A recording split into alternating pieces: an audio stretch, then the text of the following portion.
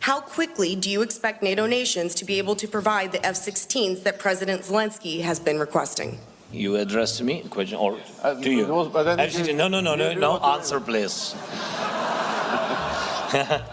Since Russia launched its revanchist rampage in Ukraine 2.5 years ago, there has been a recurrent dynamic to Ukraine's requests for assistance from its allies.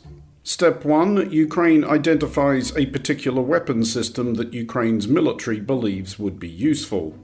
Step 2. Ukraine's allies and ah, worrying that it will be too expensive and or domestically unpopular and or that the Russians might destroy it or capture it and or that this may be the escalation that finally prompts President Vladimir Putin towards the sort of retaliation from which there is no climbing down for anybody.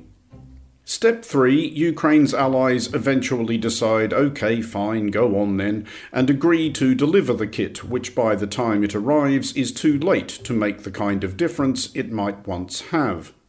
It is heartbreakingly possible to meet Ukrainian officials and serious outside observers who believe that Ukraine might well have won its war some while and many thousands of lives ago, had Ukraine's military been provided with what they needed when they needed it. This 5-step sideways, 1-step forward dance has been conducted since February 2022 over systems and platforms including, this is a necessarily incomplete list, ATACMS long-range missiles, Storm Shadow cruise missiles, Patriot anti-missile batteries, Challenger tanks, Leopard tanks, M1 Abrams tanks, uranium-tipped anti-tank rounds, cluster munitions, and, possibly most controversially, F-16 fighter aircraft. Those F-16s are now imminent, at least 1.5 years after Ukraine's president, Volodymyr Zelensky, first asked if anybody had some they could spare. Thank you for your help, all the help provided to Ukraine. Russians afraid. Thank you. A first squadron or so of F-16s, perhaps 20 aircraft of the 80 promised by Belgium, the Netherlands, Norway and Denmark, are either on their way to Ukraine now or already in country. They are expected to see action imminently. But will they make a difference?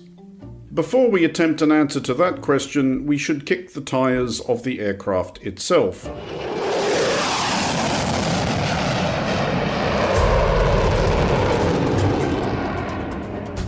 The F-16 Fighting Falcon, built by General Dynamics, has been a favourite of air forces around the world for a tick over 50 years.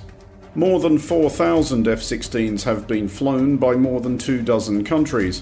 The F-16, in various guises and liveries, has seen combat in the skies over Iraq, Kosovo, Yemen, Libya, Gaza, Syria, Bosnia-Herzegovina, Afghanistan, Pakistan and Lebanon, and elsewhere.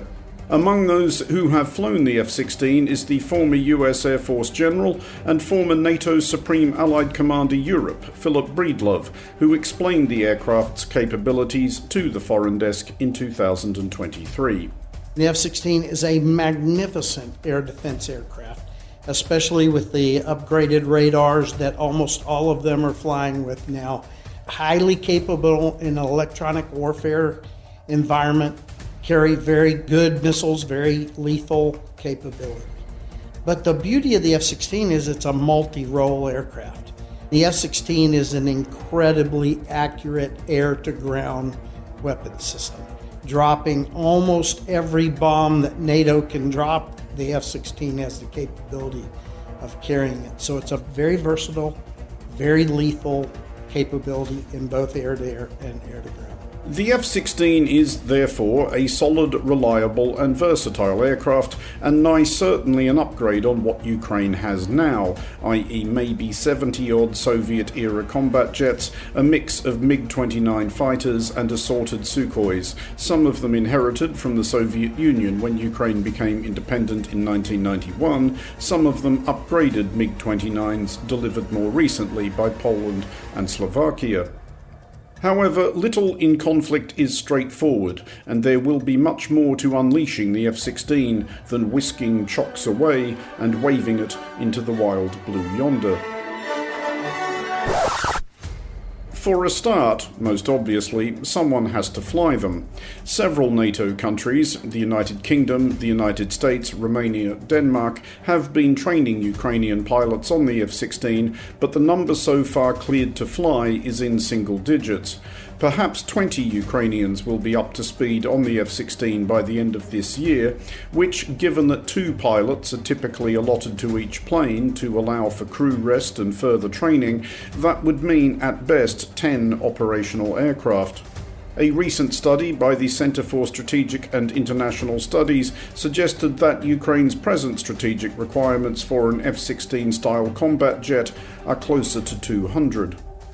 Even when the pilots for Ukraine's relatively few F-16s do become available, actually operating the F-16 will not be straightforward. The F-16, when compared to the MiG-29, is as a thoroughbred to a cart horse, i.e. swifter and sharper, but more fragile and temperamental. The F-16 is single-engined and low-slung at takeoff. Its runways must be smooth and swept frequently for the kind of debris which could be sucked into an intake and cause a sortie to end prematurely and expensively. This is not easy to do without your enemy's surveillance drones noticing. This fact prompts reflection on a related difficulty, i.e. the one of storage on the ground.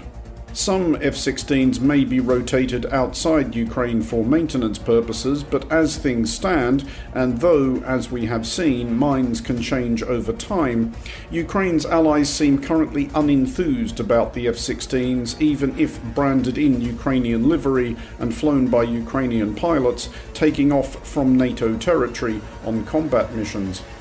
And if listeners to the Foreign Desk Explainer know the F-16s are en route to Ukraine, the Russians definitely know. In recent weeks especially, Russia has been stepping up strikes on Ukrainian airfields which seem like plausible bases for Ukraine's new weapon. You do not necessarily have to find and destroy an aircraft to render it practically useless. At this very early stage of its deployment, it is arguable that the F-16's value will be less strategic, more symbolic, of the support of Ukraine's friends and of Ukraine's unwavering determination to defend itself. And symbolism does matter in conflict as an important multiplier of morale. It will not be nothing for Ukrainian infantry to look up and see one of these modern Western jets trimmed in blue and gold. These first F-16s may not immediately push Russia backwards, but they will remind Russia of the always growing cost of pushing forwards. For Monocle Radio, I'm Andrew Mueller.